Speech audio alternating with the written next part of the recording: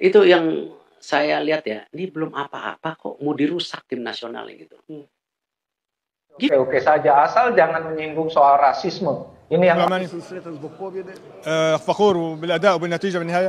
Pertandingan antara timnas Indonesia melawan China akan digelar dalam beberapa hari mendatang atau tepatnya pada tanggal 6 Juni nanti di Stadion Gelora Bung Karno.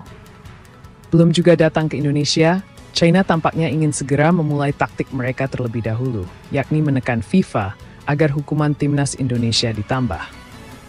Seperti diketahui bahwa organisasi sepak bola terbesar di dunia yakni FIFA menjatuhkan denda sebesar 400 juta kepada PSSI sekaligus hukuman pengurangan jumlah penonton kepada Indonesia.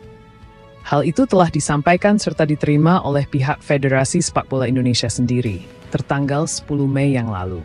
Dalam sebuah surat tersebut yang dibacakan oleh Arya Sinulinga, disebut bahwa sejumlah supporter Garuda melakukan pelanggaran diskriminasi. Peristiwa itu terjadi pada menit 80 saat laga melawan Bahrain.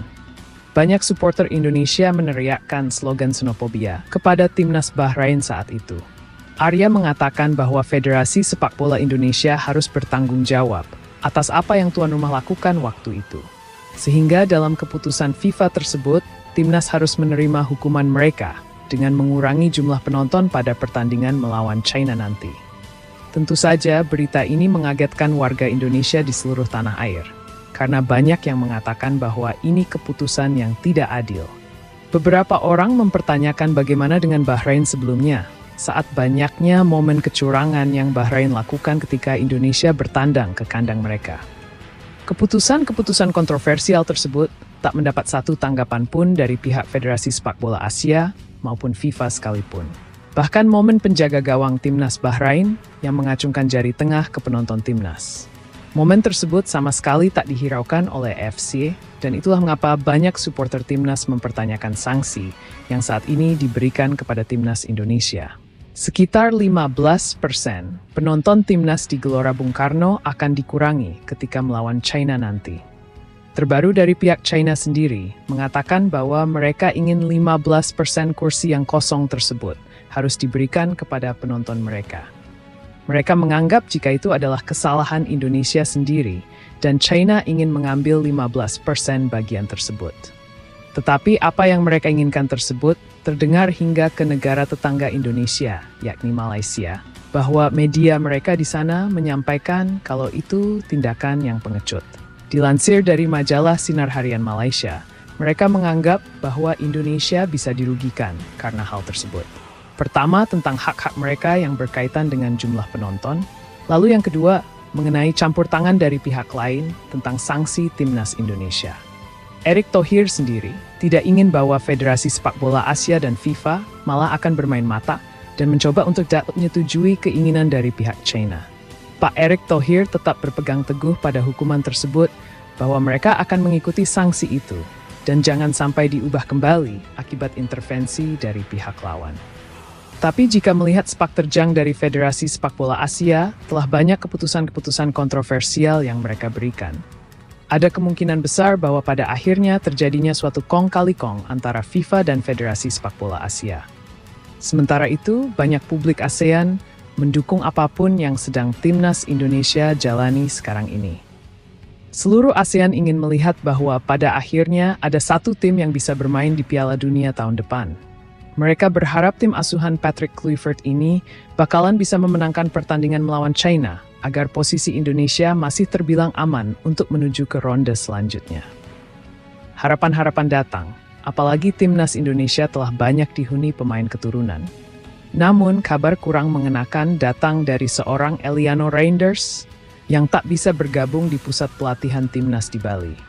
Informasi tersebut muncul setelah dirinya mengonfirmasikan kepada pihak manajemen timnas bahwa dia akan berada di sisi keluarganya menjelang kelahiran anaknya yang diperkirakan berlangsung ketika Indonesia bermain. Dilansir dari akun resmi timnas Indonesia, yang mana Patrick Kluivert menyampaikan tanggapannya terhadap ketidakhadiran seorang Eliano.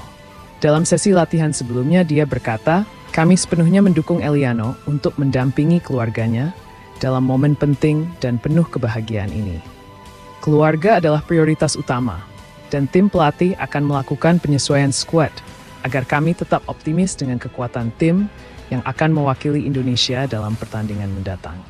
Kata Patrick Kluivert pada hari Kamis kemarin di pusat pelatihan Timnas Indonesia. Berdasarkan wawancara Kluivert tersebut, kemungkinan besar dirinya tak akan mencari pengganti Eliano lagi.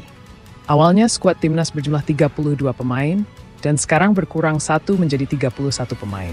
Mereka akan disaring kembali menjadi 23 pemain saja. Jadi pasti Kluivert telah mengantongi 23 nama yang akan terdaftar dalam pertandingan melawan China nanti. Kemudian ada informasi terbaru datang dari legenda sepak bola Malaysia yakni Safi Salih, berkomentar soal euforia antara Malaysia dan Indonesia. Safi Salih memang dikenal sebagai orang yang kontroversial. Setelah kemenangan dari ASEAN All-Star melawan Manchester United, Safi Salih merasa bahwa euforia kemenangan di Stadion Bukit Jalil lebih meriah dibandingkan di Stadion Gelora Bung Karno milik Indonesia. Menurutnya, pertandingan di Bukit Jalil juga tak kalah seru. Apalagi tim ASEAN membawa nama-nama pemain hebat di masing-masing negara ASEAN lainnya. Dia mengatakan bahwa mereka bisa berbangga diri karena tim-tim besar Eropa memilih mereka dibanding negara ASEAN lainnya. Serta banyaknya penggemar negara lain yang datang, sementara di Gelora Bung Karno hanya lebih banyak dari masyarakat Indonesia. Namun pernyataannya tersebut berbanding terbalik dengan apa yang dia katakan dan akibatnya dia mendapatkan banyak hujatan di media sosial. Bukan hanya dari netizen Indonesia saja, melainkan negara lain juga ikut menghujat legenda sepak bola Malaysia tersebut. Banyak yang mengatakan bahwa komentarnya justru malah membuat malu negaranya sendiri di tingkat dunia. Semua orang tahu bagaimana kemeriahan ketika Timnas Indonesia bermain di GBK, dan sekarang Safi Salih hanya bisa terdiam melihat komentar-komentar netizen kepadanya. Sementara itu dari sisi Timnas Indonesia, tim terus berlatih memaksimalkan taktik, serta kebugaran fisik pemain setelah musim yang panjang di masing-masing klub mereka. Terlihat suasana pelatihan sangat harmonis dan ceria. Bahkan sesekali terlihat mereka sedang bercanda untuk lebih memperkuat keharmonisan tersebut. Asisten Patrick Kluivert, yakni Alex Pastoor sendiri, benar-benar merasakan sensasi positif yang ditimbulkan oleh para pemain mereka. Dia menilai jika itu adalah momen yang bagus, dan mereka terus menekankan agar selalu berpikir optimis jelang laga melawan China. Alex Pastoor tak ingin para pemainnya memikirkan soal tekanan kuat publik yang menginginkan timnas harus bisa menang melawan China. Pemain harus diberikan ketenangan pikiran agar mereka bisa fokus untuk mencapai kemenangan itu. Kemudian, dari sisi Pak Erick Thohir sendiri, mereka akan menyambut China dengan baik dan harus memperlihatkan ke mereka bahwa Indonesia adalah negara yang aman dan nyaman bagi lawan mereka.